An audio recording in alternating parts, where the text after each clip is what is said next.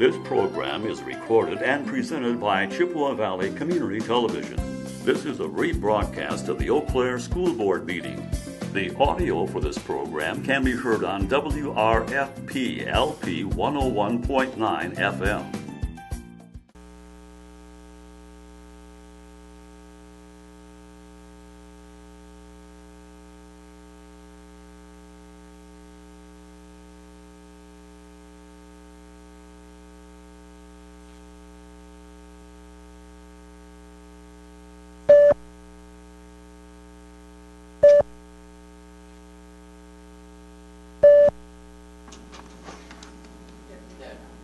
Okay.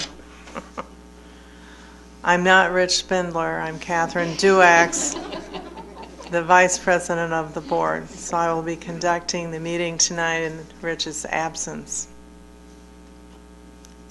I call the Board of Education to order of the regular meeting of the Eau Claire Area School District Board of Education. Secretary Iverson, are we in compliance with the open meeting law? Yes, we are. Would you call the roll to verify a quorum? Commissioner Duax? Here. Commissioner Hambach-Boyle is absent. Commissioner Luganville? Here.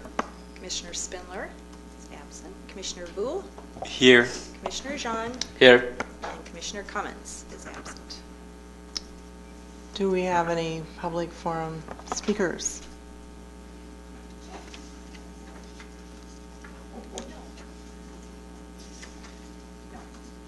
Okay, there are no public forum speakers this evening, so we'll move on to the agenda.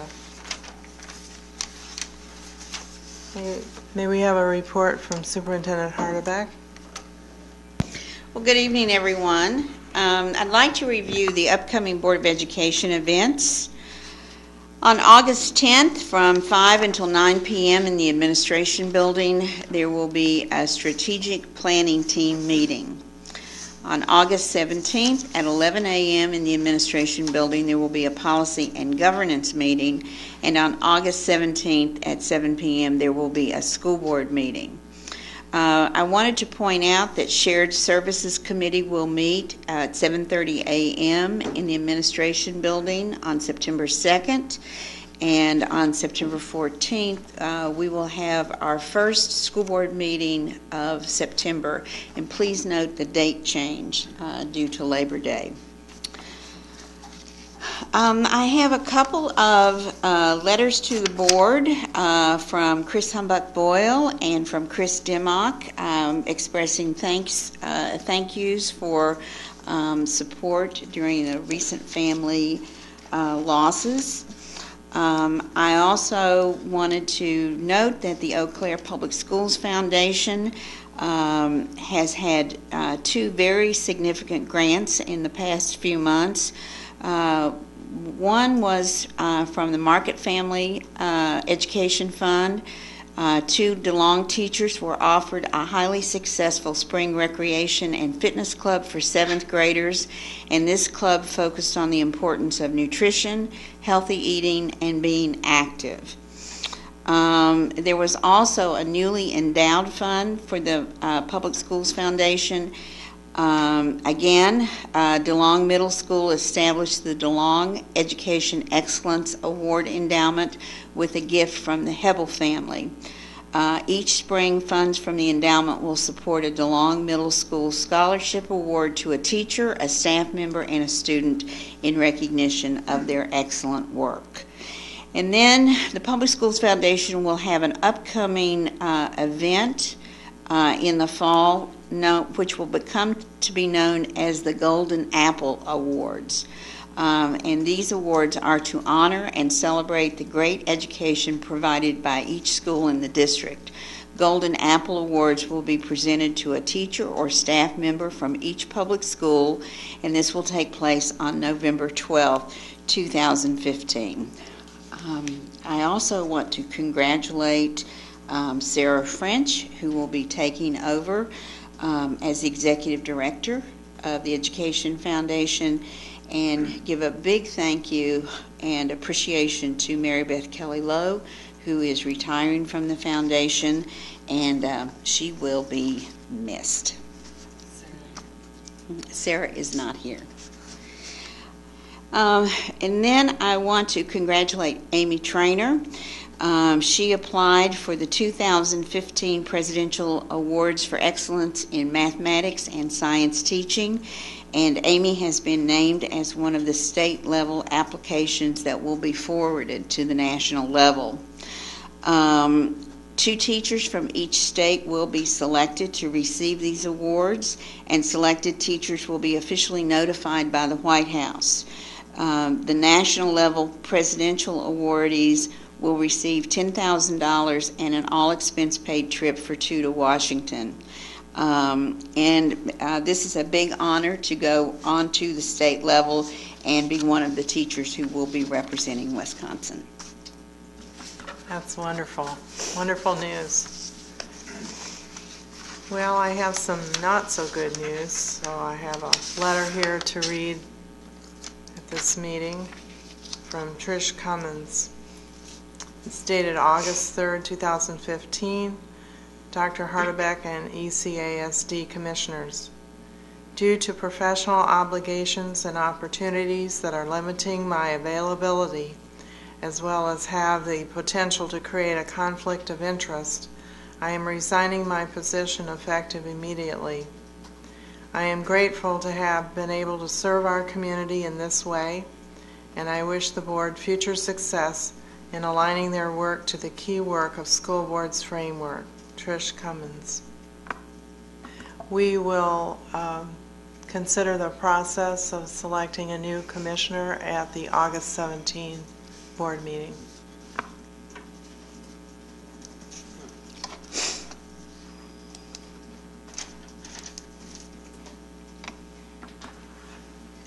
There's just a few reminders for the board that the WASB workshop, Key Work of School Boards, is being held Wednesday, August 12th in Chippewa Falls. And you can let Patty Iverson know if you're interested in going to that. Chris Hambuck-Boyle and I attended one in Green Lake a couple of weeks ago, and they were excellent. And I think you could hear the information more than once and still get something out of it, because there's a lot that they have going. I don't know who's supposed to come to agenda setting for the August 17 meeting, but we will hold that on Wednesday, August 5 this week at 12:30. Does anybody assign to that? Do we know? Yeah, we'll have to check and see. And then there is a regional meeting, a WASB regional meeting, which we have every year, and it will be October 14th at Holiday Inn South. That's the new Holiday Inn south of the mall. And before the meeting, there is a regional optional workshop on school board policy implications from the 2015-17 state budget. And many of the boards, all the board members go to it, so it would be nice if we could all be there at this particular meeting. So that's October 14th. Okay, and we'll now have the board committee reports. The first of being policy and governance, and we did not have a quorum this morning, so we didn't meet. We will meet on August 17. How about budget and development? Do you have a report? We're currently working on a date to meet as well. Oh, okay. Thank you. Dr. Hardebeck and I attended, as she said, the Eau Claire Public School Foundation meeting last Thursday, and there was a lot of news on the budget, different grants, and the new director, that Sarah French, was announced at that meeting, so we're excited to meet her. And another thing we talked about was undesignated funds as opposed to designated funds. We're getting lots of individual funding for different projects, but we still do need undesignated funds so that we can grow the foundation. for the schools. So I'd like to mention that so we keep that in mind, that we still need funds that are not going to a project. They just need to be available for the board.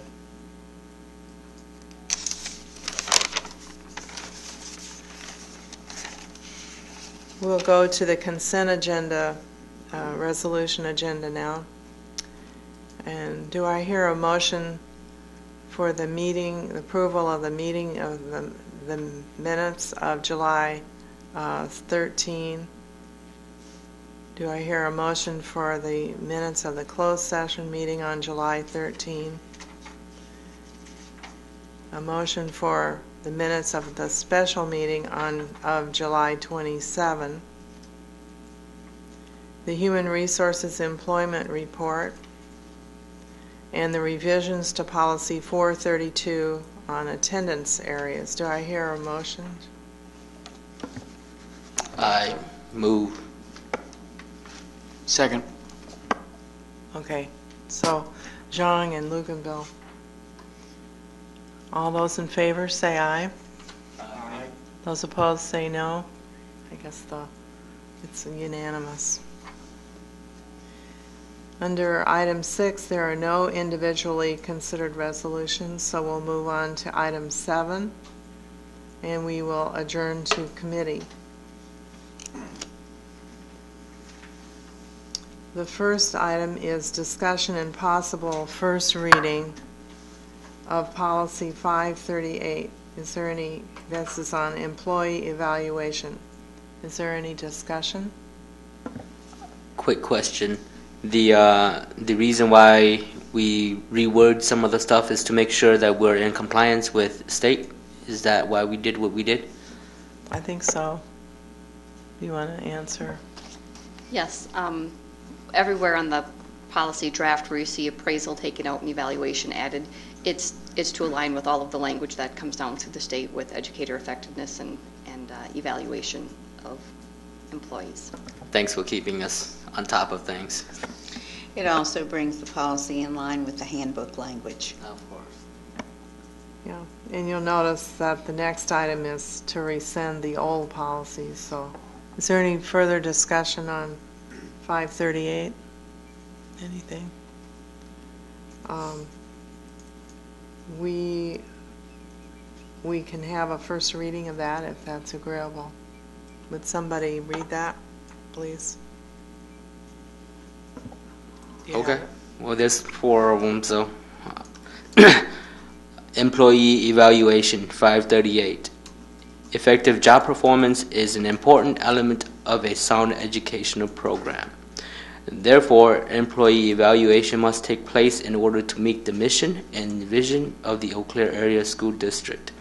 Such evaluation should 1. Be a collaborative, ongoing professional growth experience for the employee to improve the quality of instruction and service to students and family. 2. Evaluate employee job performance to meet the standard of the job function. 3. Aid the individual employees to develop their professional competence. 4. Document the performance of these employees who do not meet the district standards to assure adherence to accountability procedures outlined in the employee handbook. And the board delegates responsibility to the administrative staff for developing, organizing, and implementing a system-wide program for evaluating the job performance of all employees. Specifics regarding the evaluation system for each employee group shall be placed in the employee handbook and reviewed annually. Thank you. Is there any further discussion? Is there a comment from the audience? Okay.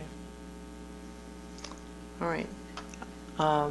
Do I hear a motion to move this to resolution for August 17? So moved. We don't need a motion for that. You don't need a Just- motion. we Never just- mind. Yeah. Everybody agreeable to that? But I can ask them if they're agreeable. Okay. Yes. Yes. Good. The next item is to rescind policy 548 employee appraisal, which is being replaced by the former one. So we'll move that to resolution as well, unless you have some objection. Now, discussion and possible first reading of policy 225, evaluation of the superintendent. Okay, somebody like to read that? I can read it. I can read it. Okay, thank you. The evaluation of the superintendent shall serve as a positive, objective process for promoting the mission, vision, and progress of the Eau Claire Area School District. The evaluation is based on the superintendent's job description, as well as the attainment of progress of the annual goals and objectives set forth by the Board of Education's ongoing strategic planning process. The evaluation process is one tool used by the superintendent and board for informed change and continued improvement of the district. 1. The board shall identify and approve a timeline for the formal evaluation to review the performance of the superintendent on an annual basis. The following dates will be included: a date for the superintendent goal setting and adoption of goals in February, a date for an interim progress report from the superintendent in July, and a date for the formal evaluation to be completed in January. 2. The board shall approve the evaluation document, which will include a defined rating system, a space for written comments, and a list of the annual goals. This will serve as a worksheet for the board's composite evaluation. 3. A 360-degree evaluation tool shall be used as input into the superintendent evaluation process. Using the information contained in that tool, the superintendent and board shall identify leadership goals.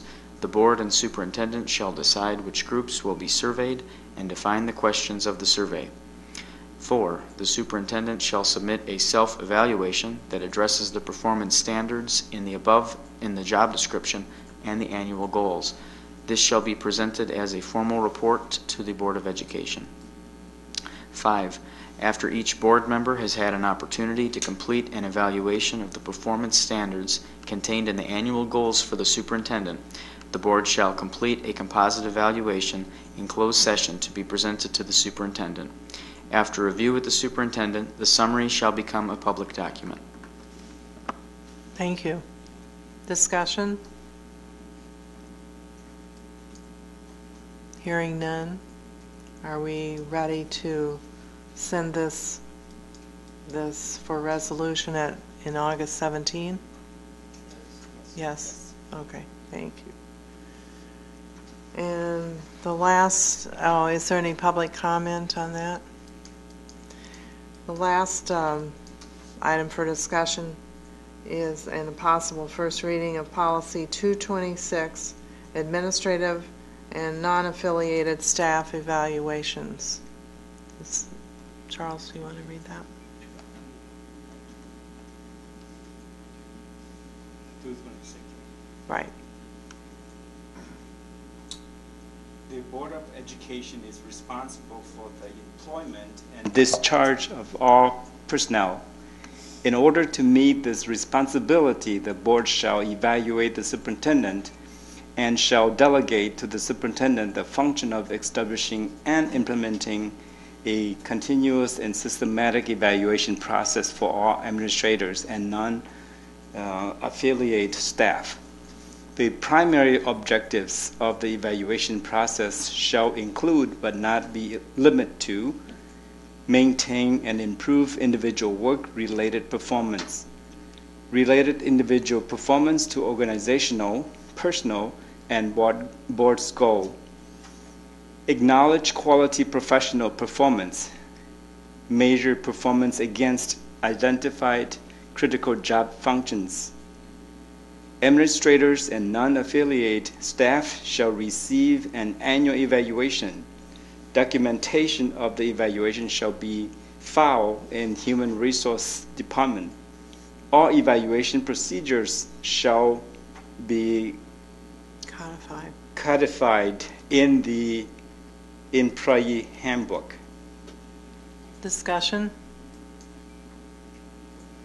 I have a question, Kay, as I was rereading this on the second primary objective. It says personal. personal goals. Do you want to comment on that, why we have that?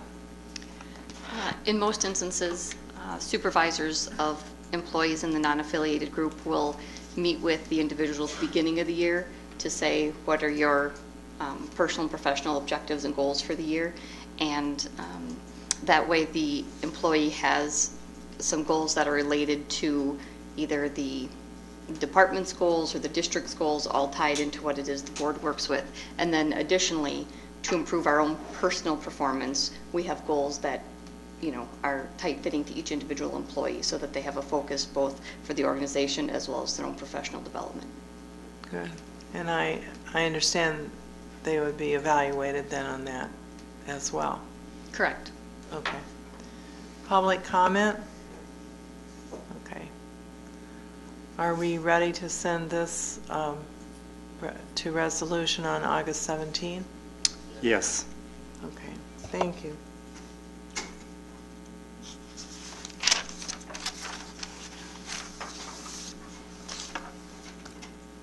Moving right along, we will go to committee reports and items for discussion. I believe Heidi White is doing the first one.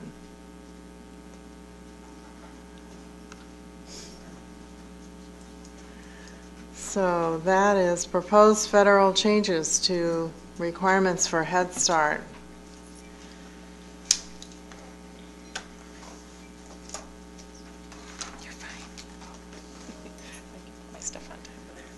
Good evening. I feel like I was just here, and now I'm back again. I'm here tonight with Lisa Osman.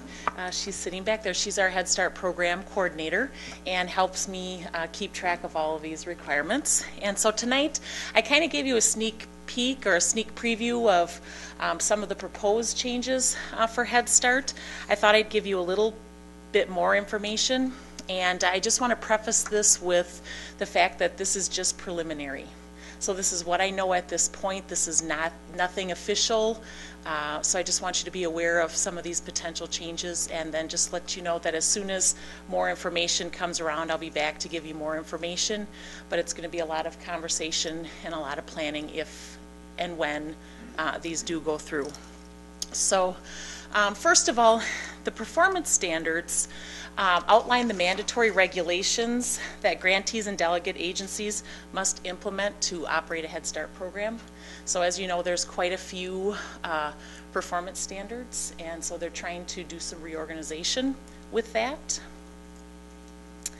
The Improving Head Start for School Readiness Act of 2007 called for a review and a revision, and it hasn't been done until now. They've been working on it. So on June 19th, 2015, this is a really long title, U.S. Department of Health and Human Services Administration for Children and Families released the Head Start performance standards in a federal notice of proposed rulemaking. So they put out the first draft of these revised standards. So some of the just major changes that I wanted to kind of go through with you, like I said, gave you a sneak peek the last time. So this is the new Head Start Early Learning Outcomes Framework. It's just really in a different shape. It's basically the same content and information on the major areas of learning for kids that are 3 and 4. There is a move to full day and full year programs. Okay, so increasing the minimum number of required service days from 128 to 180 over a full year. So there's a lot of research out there that talks about the dosage of Head Start and how much Head Start they receive, but also it talks about how those at-risk kids experience that summer loss when they leave us and aren't back in programming until they either come back to us or go to kindergarten. And then increase the minimum hours per day from 3.5 to 6 hours per day.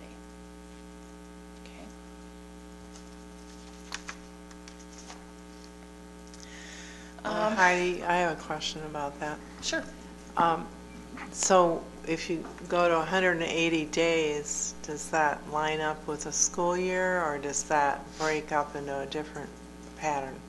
That I would assume we would have to plan, because we wouldn't we'd still have the same number of teacher days. We just have to plan out, you know, so it might look a little bit different. That's one of the impacts I have for you later on, Catherine. So they, through these new standards, want to limit suspensions and prohibit expulsion from Head Start programs. They want to monitor attendance and address chronic absenteeism. And remember when I was here before and I talked to you about our goals for our program, that's something that they're taking very seriously in terms of making sure kids are at school and engaged.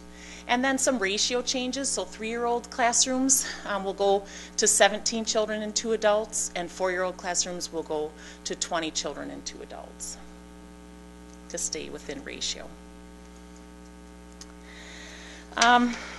In a lot of my reading, and this is the requirements, this nice packet. In a lot of my readings about this whole process, they wanted to move from compliance, which is kind of how it feels like with Head Start, that you need to meet all these requirements and be in compliance, to more of a continuous improvement. So how are you going to take where you are and then be able to move forward? So they're going to look at reorganizing all of the regulations into those 4 main sections: program governance, program operations, financial and administrative requirements, and then federal administrative procedures.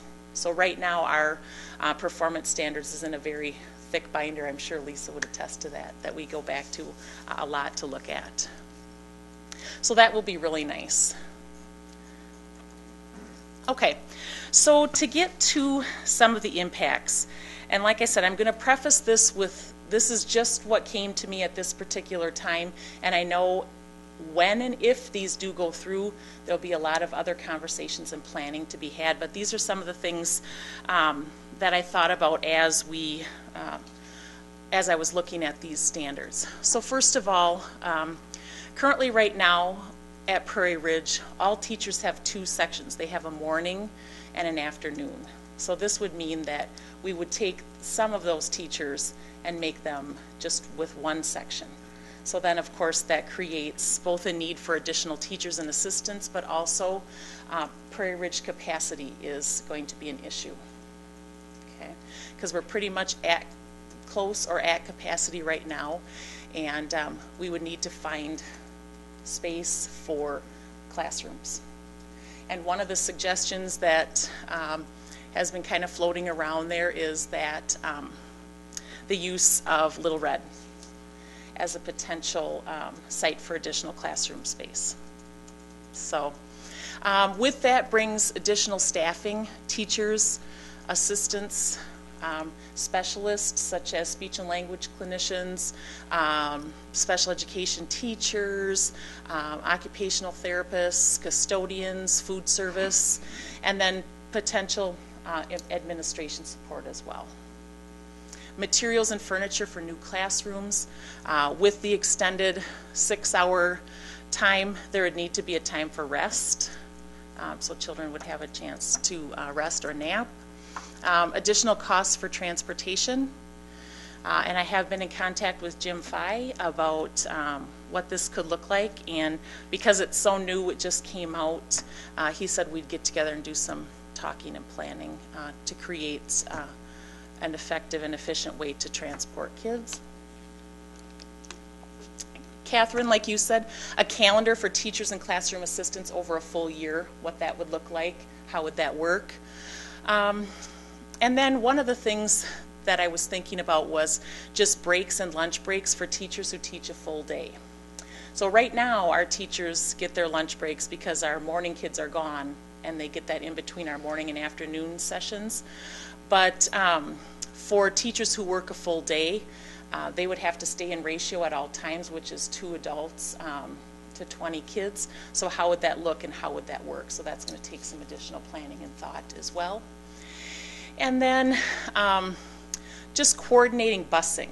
And my head kind of started to explode as I was thinking about student transit and busing. And so just in my own mind, how I was thinking about it is that we have 123 Head Start students, and that those 123 students would be the ones that would come for the full day. But we also still have around 200 students who are 4-year-old kindergarten or early childhood special education students that need transportation than our bus to Prairie Ridge. Okay? So if you look at staying within ratio, we would need 7 1.0 FTE to cover Head Start and 7 assistants. We would need 6 teachers to continue having an AM and a PM. And so this would mean we'd need 13 classrooms. We currently have 10 classrooms running at Prairie Ridge. We would need 3 more classrooms, 3 teachers, and 3 assistants for just the classroom piece. And that's if nothing else changed in terms of our programming. Okay. Sure. It's a good thing I wrote it down. 3 classrooms. Yes, we would need 3 more classrooms, 3 teachers, and 3 assistants, and that's just for the classroom piece. That wouldn't include, you know, specialists or anything like that.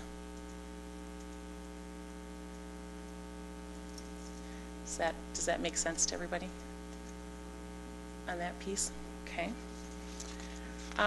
So this proposal is tied to President Obama's fiscal year 2016 budget in the amount of approximately $1 billion. So there could be, we'd have to work, because remember we are a delegate under Western Dairyland, they are our grantee, so any type of changes to our programming we would need to go through them as well. So I'm not really sure, because if you read in the register, it says that this proposal is consistent with the budget, which requests funding to ensure that children in Head Start are served in full-day, full-year programs without compromising access to the program. So I'm not sure you can implement these new proposed requirements unless it's tied to some funding without cutting the number of students you have that are being served. So, like I said, it's all still up in the air, and I'm not sure when or if. Do you know when you'll hear more? So basically, the Office of Head Start is accepting comments regarding the proposed rules until the 18th of August. Okay, and then the time frame for implementation is unknown at this point, and I'll just continue to update you as more information is released. It does say in the requirements that whenever if and when it does pass, there would be a full school year to plan for implementation, and then it would be the following year that it would be implemented. So, any questions? One. Catherine. Go ahead. Okay. Have you and Charlie been talking about how much work it would take for Little Red to be up and functional for that purpose? Charlie?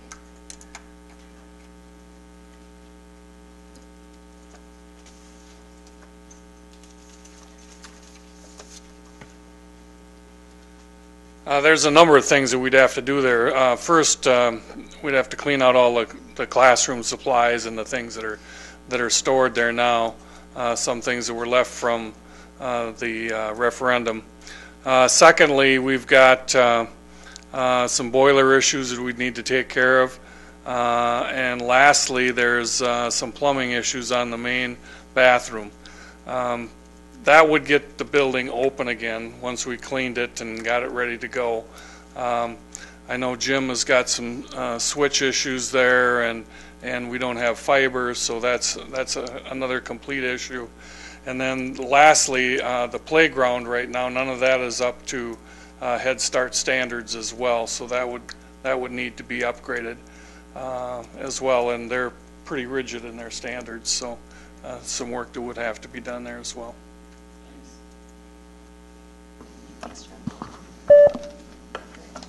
Thank you. I like that other button. You know, Commissioner Luganville. I have a question about the classrooms. You talked about needing 3 additional ones. Has anyone been discussing the potential of doing the mobile classroom option, and what does that kind of look like?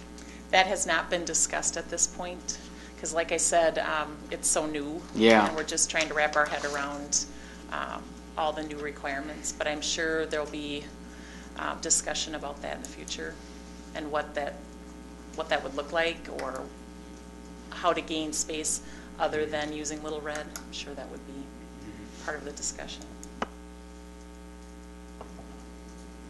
Commissioner Vu? Are we at the stage where we can ask more questions, like two particular questions, like what are the options for us, for the district, if we were not to go along with the proposed change? And why would I say that? A, because we are in the hole, and you're looking at cutting program or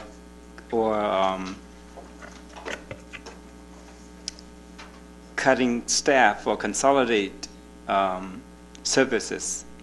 And to add more classroom need would mean you have to let go something and then keep something else. In this case, we're adding something, and it's very early. We are talking about referendum very quickly.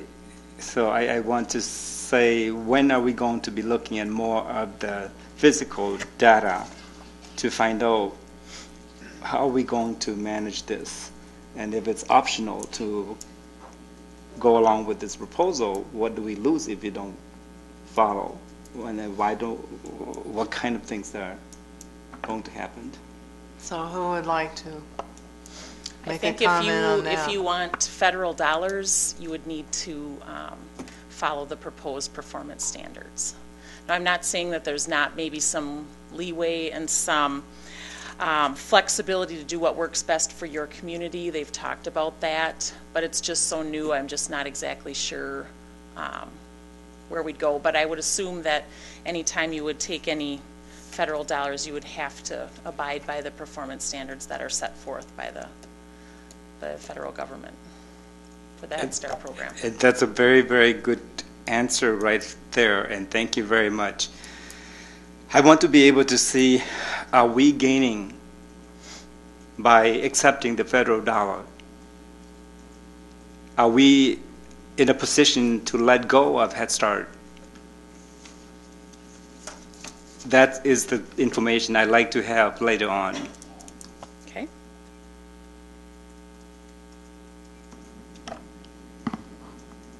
Any other questions for Heidi? I have one more question. Okay. The time frame, you said it's unknown. Generally, has there been a standard, like it's X amount of years in the future that it takes effect, or? They said between 2 to 3 years, it could, okay. you know. Anything you want to add, Lisa? No, I was going to say, by the time they get back all the feedback from their proposal, Yeah. and review all of that, and then make the final decision, I believe it was about a year after that final decision, so it could take a very long time for them to go through all the feedback and come to that. So it could be 2 years. Okay. Thanks. But I just wanted you to be aware, should this go through, that there would be some discussions that we would need to have. So. I have another idea Okay. that I'd like to hear an answer from. We have so many, I think it's 20-some sites of other early learning centers, and I'm just wondering if we could let go of some of our early learning programs so that we can take the Head Start program. How many students do you serve totally without Head Start? Well, we have 123 Head Start students that are 3 years old and 4 years old. Yeah. Head Start programming is really the only way we have to service at-risk 3-year-olds besides early childhood special education. But remember, for each one of those 4K students that we get, we do receive state dollars for those kids, so I wouldn't want to take away any of those sites or children. But I'm not sure. No, It could all be on the table. Just thinking about all the dollars that we have to add to it. without getting any support from the federal money. Well, there may be, we just are not sure. We just don't know. If there will be or not. Okay. I'm hopeful, but I'm not sure. Yeah. Any other thoughts? I'm sure we'll be talking about this further. Thanks. Oh, go ahead. Yeah, and well, we haven't even had a chance to meet or talk through these things with the grantee, because I know that Mary Jo Height, who's the Western Dairyland Head Start director, gets a lot of information, and then she collaborates and works with me too. So I'm sure that as we get in the swing of the school year, there'll be a lot of information. We also attend a Wisconsin Head Start meeting in early October, which I'm sure this will be all the buzz at those meetings as well. So I'll be back with more information when I have it. Thanks so much, Heidi. Thank you. Appreciate it. It's a lot to digest. Our next report is additional notice requirements and actions for school districts due to 2015 Wisconsin Act 55 state budget. Jim Schmidt.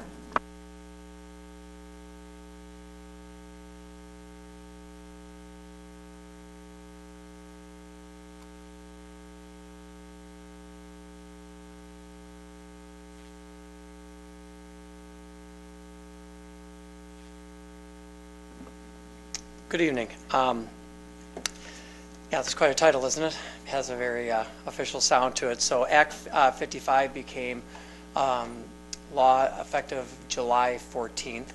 There are some requirements that came from that, and one of which was that the board, at their first meeting of the year, address state standards in a public forum.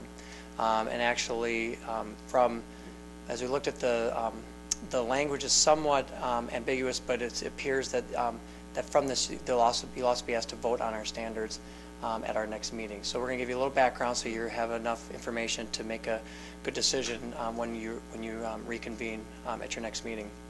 So this is a requirement to act formally on the work that's been in place for the district over the past 5 years. Actually, it even goes back further, but very specifically, the point of attention here is on the Common Core standards. But there's also addresses other standards that have been in place even longer than the past 5 years. This will have the decision of the board that this board has made in the past has led to curriculum design, has led to professional development, has led to instructional material selections, including texts, mobile devices such as iPads and Chromebooks, and implementation of state testing. So this is an important decision that the board has made in the past, and you're being asked by the state to make it again. This is some of the official language, so you must annually include an agenda item at your first board meeting. Again, your first board meeting of the year, and the year being defined as the fiscal year, was actually July 13th. This came effect July 14th, so this is your first meeting since that came into effect. So you're all good. We didn't miss anything, everybody. That clearly identifies the academic standards adopted by the board. So we're going to walk you through some past history that we've had with the board with the standards from this board, and then the decisions you need to make. And then also annually notify parents, guardians of academic standards to be used for the upcoming year. A couple things about this. The first bullet is really, the requirement is to address this in mathematics, reading, writing, science, geography, and history. Actually, we're going to show it all to you. I mean, that's just a subset of all standards, so we thought this is a good opportunity to let you know the foundation of which we base our work. The second bullet, we annually, Patty puts together an annual notice that goes out. This information came to us after that went to print from the legal information that's come to us from WASB. We are allowed to share that electronically, so we'll be posting that information on our webpage. Oops. Giving you a lot of text. We must also provide, and this will be more information that we will post, annual report cards, which we do already, a list of education options available. So we will make sure that our online information is fully encompassing of all this. And we have all this information on our webpage. This act is going to force us to consolidate that. And then finally, the existence of special needs vouchers. So we will be placing all this in the next month before the school year begins on the district's webpage. So let's focus on standards. So this is policy 330, and I'll give you just a moment to read it. And really, the last line is the one that draws great attention to today, and that is that the state academic standards will be used as the basis for curriculum development and evaluation. So I looked on this, and I actually didn't find the date of the final revision of this, but this has been around for quite a while. When I came in 2006 to the curriculum department, I believe this was in place. And so we've always used the Wisconsin. At one point, the districts were asked several years ago to either adopt the Wisconsin Model Academic Standards or to develop their own, and most districts adopted Wisconsin's. As you know, with Common Core has drawn special attention to standards, and so I did some clarification because of what the law actually says, and the Department of Public Instruction still uses the Common Core standards for English language arts and mathematics. So there's some language in there about how they are not to require districts to adopt changes to that as it goes forward. But right now, if the district has adopted all Wisconsin state standards in the past, including the Common Core in English language arts and mathematics. The Act 55 provides you an annual opportunity to decide if you want to embrace all Wisconsin standards or if you want to not have some of them included. But we need an alternative, and we'll get to what that would mean in a little bit. It's important, though, and I'm going to give you a little bit of an analogy about standards. So if we use the building of a house, okay, standards are like building code. Okay, so the Common Core has gotten a lot of attention about that it's telling people what to teach. You know, how, like what each lesson plan is like. It is like building code. Okay, district learning targets or goals are like a blueprint, and a teacher's lesson plans are like the paint job, the furnishing, and all the special things that make a building what it is. So if we take that, it's important to keep in mind that. Excuse me. It's important to keep in mind that standards do not tell us exactly how to teach day to day in our classroom. We just have to make sure we meet the code or the base. But a teacher's lesson plans is much more robust than the standards. So it's important to kind of keep that metaphor in mind. Standards is like building code. Learning targets and learning goals of the district are like a blueprint. All the furnishings, paint job, mirrors on the wall, all that is like a teacher's lesson plan. So all that has a lot more level of complexity than what the standards has once we're talking about what happens in the classroom. But we have to start somewhere, and that foundation or those are the standards. So in Wisconsin, and you were provided a link, several links in board docs. You got an update during the day today. And the link, there's a link to this site, which is all of Wisconsin standards.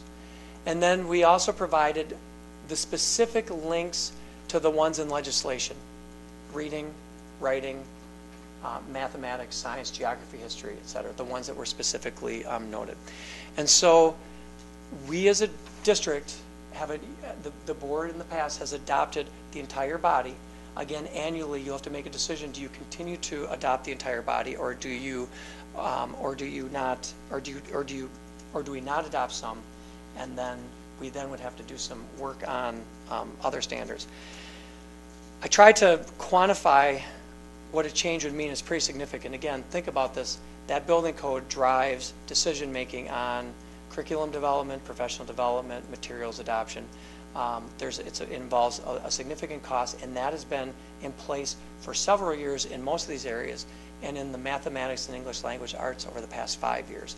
So if we made a change in standards, there would be a cost to that, because we would have to address learning goals, materials, professional development, etc. Can I ask you a question? Absolutely. Right now? Yep. So in the past, Eau Claire has had the Wisconsin standards. Yep. Is that right? We've adopted all Wisconsin standards, and you're annually being now asked to revisit that and decide, do you want to adopt them all, or do you want to not adopt some of them, but then that would charge the district with having to either develop or find some other set of standards and go through that entire curriculum.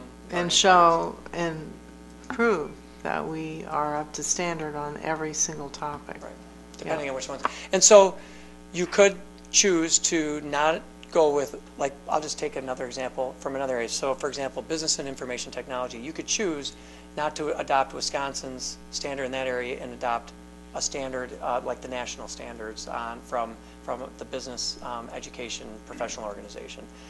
Again, the board has always taken Wisconsin's, the DPIs as a whole, and then we've always used that as the foundation.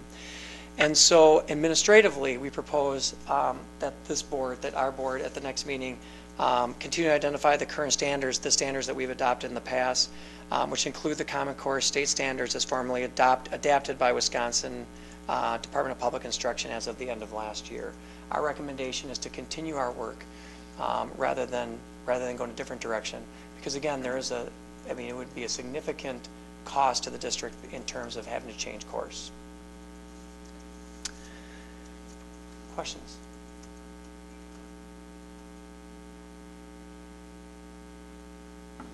Are you going to, you want that discussed August 17? Correct. We're on the consent agenda. Okay.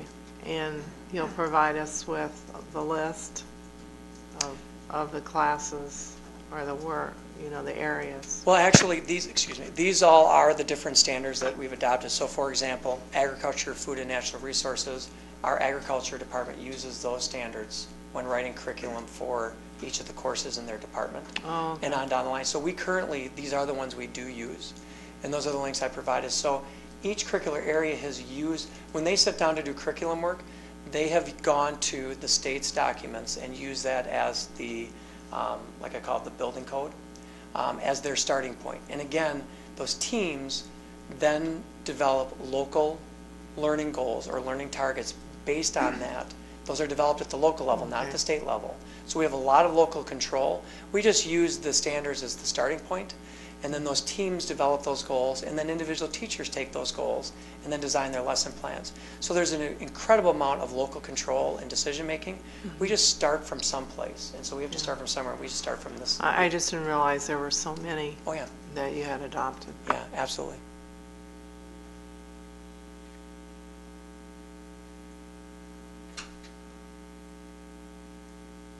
I see no questions. All right.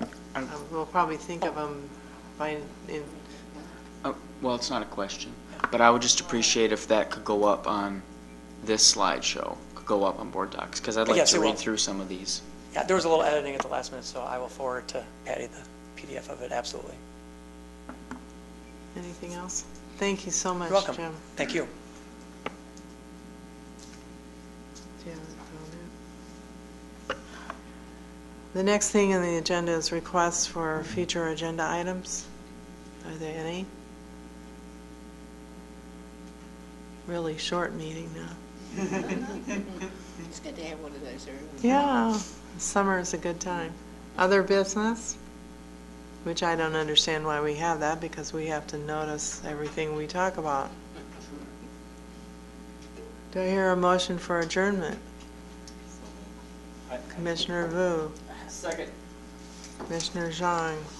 All in favor, say aye. Aye. Thank you. This program is recorded and presented by Chippewa Valley Community Television. Chippewa Valley Community Television is made possible by continuing community support.